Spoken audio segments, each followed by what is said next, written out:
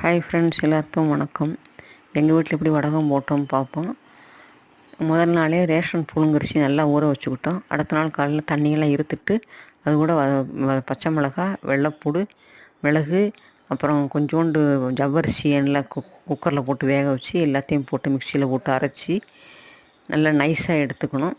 அரைச்சி எடுத்தது கூட சீரகம், கொஞ்சோண்டு உப்பு, நிறையா போடாதீங்க, உப்பு கச்சிக்கிட்டு இருக்கும், போட்டு சேர்த்து நல்லா கிண்டி.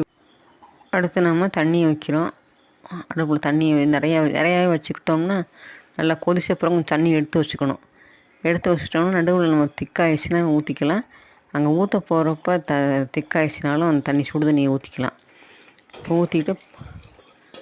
ஊற்றி காய்ச்சுறோம். பாட்டிக்கு சப்ஸ்கிரைப் பண்ணுங்கள், லைக் பண்ணுங்கள், செஞ்சு பார்த்துட்டு கமெண்ட் பண்ணுங்கப்பா எல்லோரும்.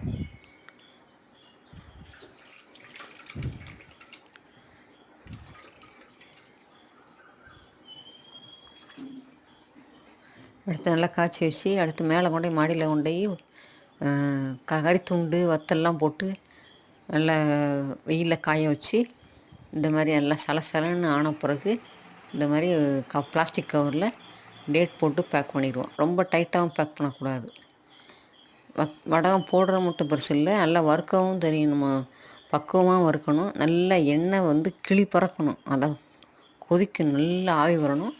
அப்புறம் சிம் பண்ணிக்கிட்டு நீங்கள் போட்டிங்கன்னா பொரித்து எடுத்துக்கணும். கொஞ்சம் நிறையாவே பொரித்து எடுத்து வச்சுக்கிட்டோம்னா அதை எண்ணெயெல்லாம் நல்லா இறங்கின பிறகு